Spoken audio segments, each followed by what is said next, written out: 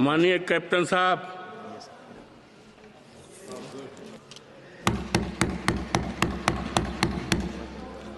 Thank you, respected Speaker. I also want to thank my party leadership for giving me an opportunity to speak on this very important subject. thank you. Railways has been a very important part of India's economy. I would rather say one of the very important engines that drives India's economy.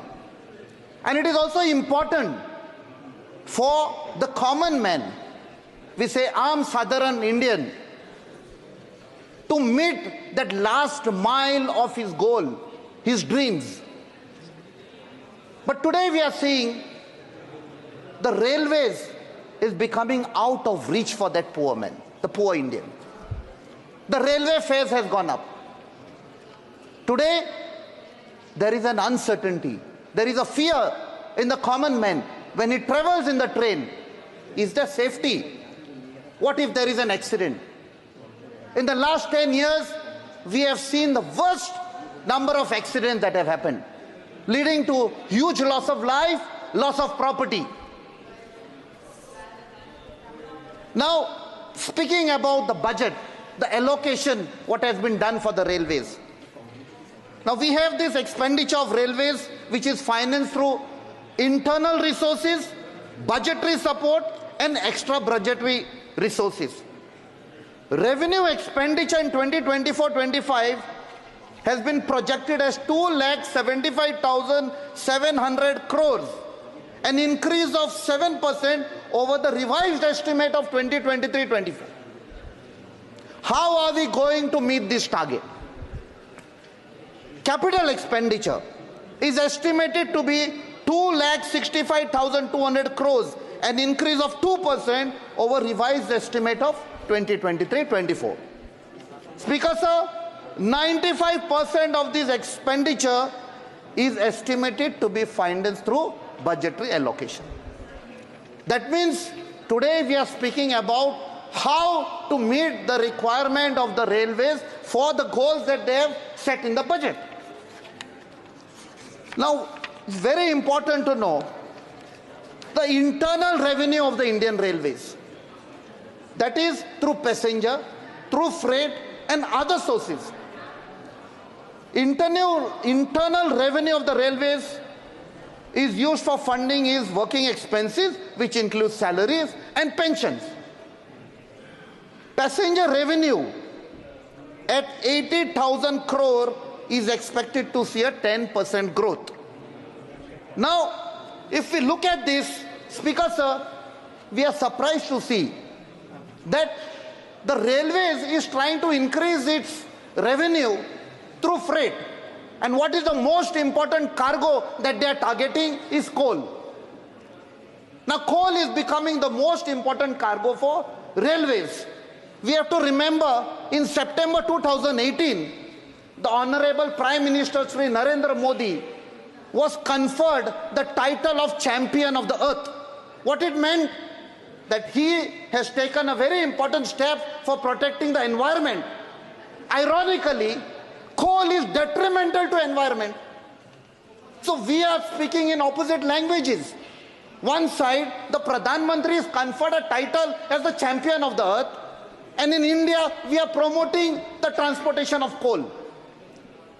Now, how this coal is detrimental, I want to give an example of my own state, Goa. Goa, or I would rather refer to my friends from Kerala. The people of Kerala say Kerala is God's own country. And the people in Goa say Goa is the favorite holiday destination of God. God resides in Goa. We are dependent on tourism.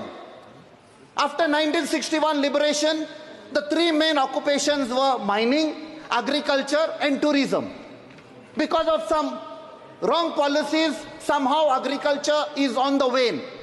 Despite nowadays giving credit to the youth clubs, to also the agriculture department of Goa, which is trying their best, and also organization NGOs like Goincha Fulle Pilge Khatir, who are working to revive agriculture in Goa. Otherwise, we are dependent of the produce in the neighboring states of Karnataka.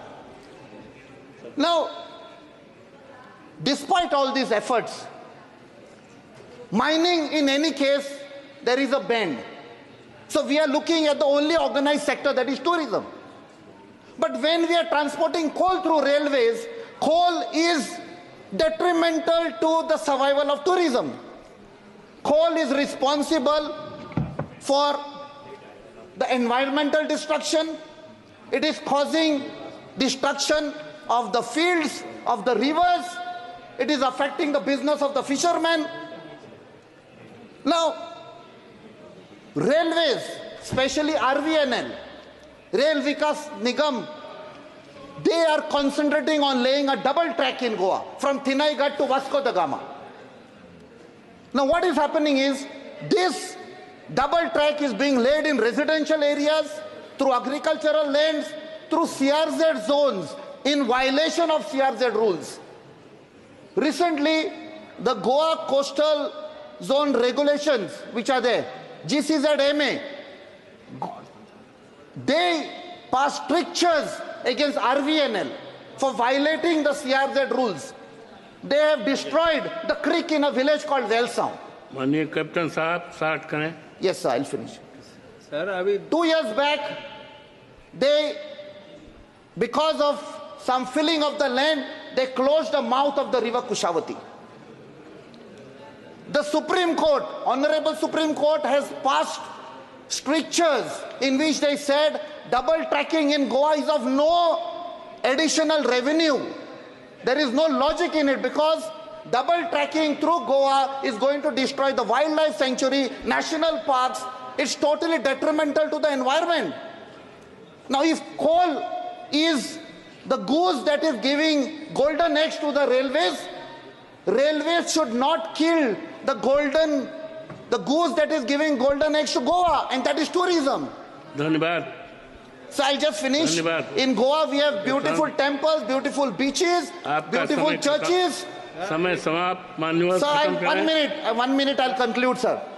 We can increase the revenue by putting additional trains on Konkan railways, give additional trains to Velankani, to Pandharpur, to Mathura, to all the religious places.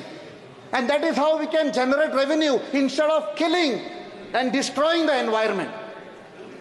And lastly, sir, the railways a few months back decided to get into taxi service. These are misplaced priorities. Are you going to drive a train or you're going to drive a taxi? Because the only business what unemployed youth in Goa are doing are driving taxis, becoming motorcycle pilots, and you are trying to get into that business. Thank you, sir. Thank you, sir.